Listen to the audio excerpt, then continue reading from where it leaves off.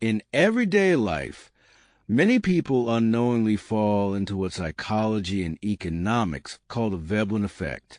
This effect describes a situation where people desire certain products not because of their practical usefulness, but precisely because they are expensive.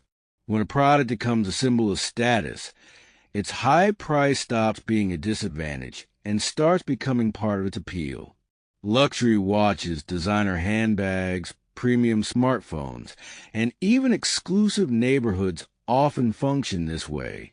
The object itself may not perform dramatically better than cheaper alternatives, but its price signals something else. Well, success or social distinction.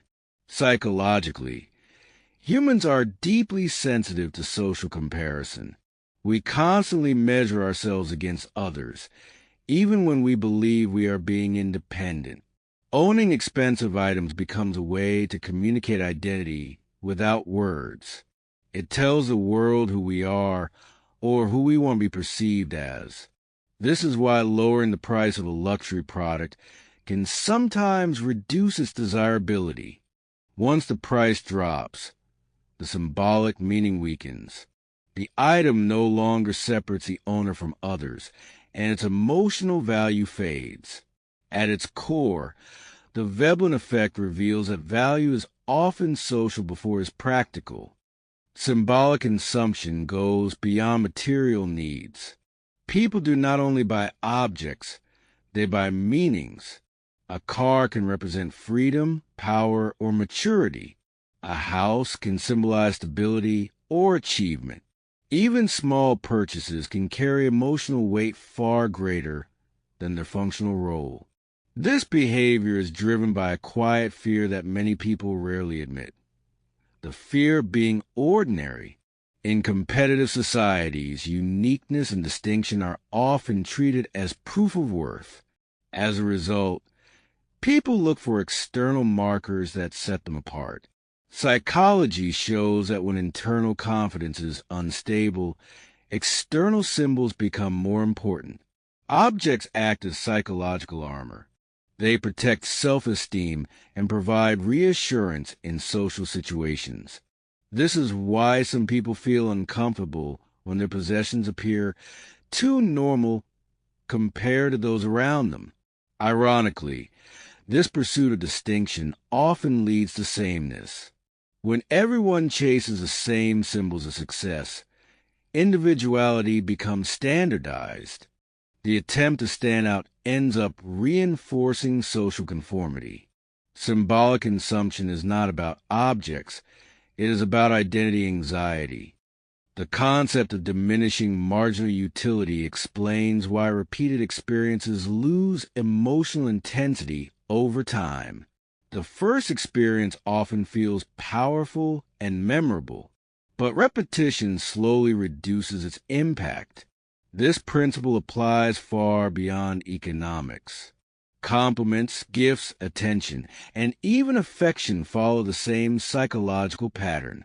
What once felt special becomes expected. What once created excitement becomes routine.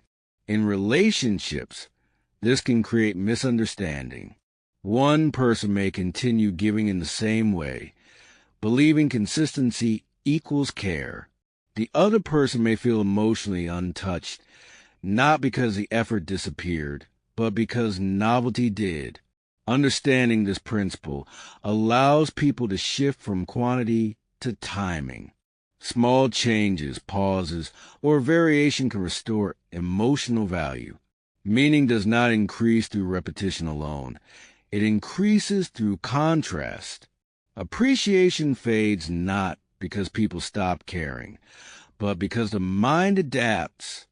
Modern life quietly trains people to compare themselves constantly.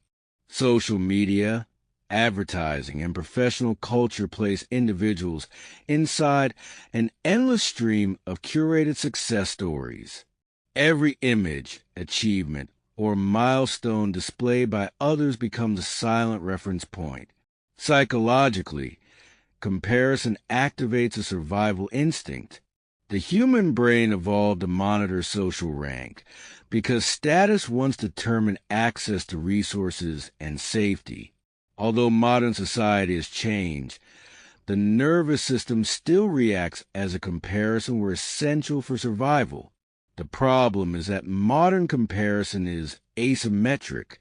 People compare their private reality with other people's edited highlights. This creates a distorted sense of inadequacy. Even objectively successful individuals can feel behind, simply because there is always someone appearing to do better. Over time, comparison shifts how the brain evaluates happiness.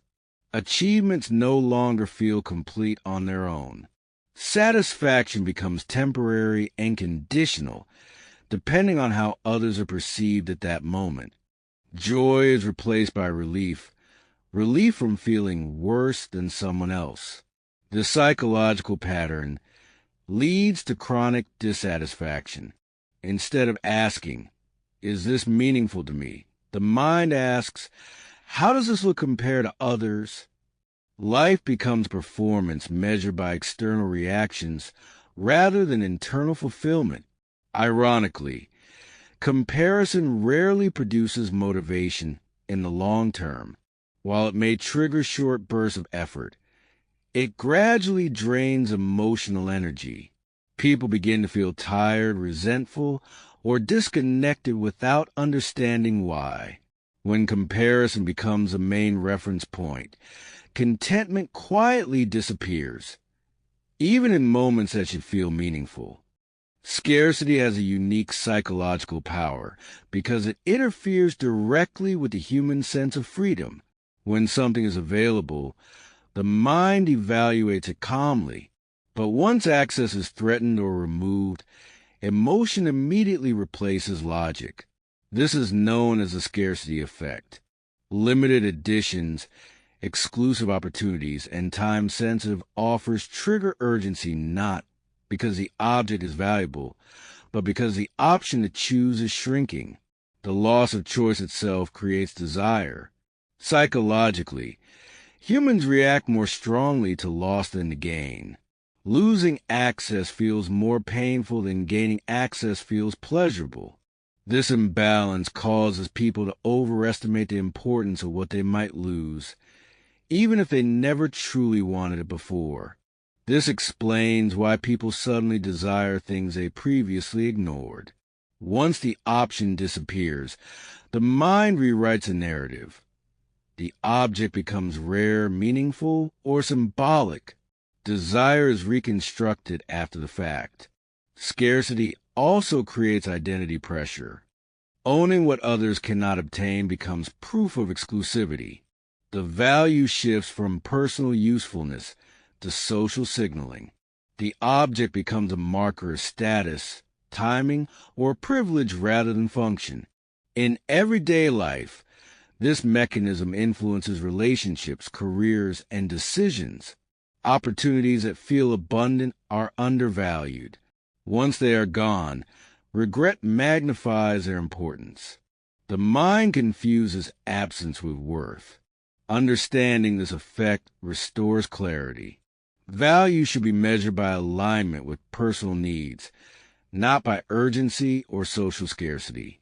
Not everything that disappears was valuable. It simply became unavailable. Scarcity intensifies desire by threatening freedom, not by revealing true importance.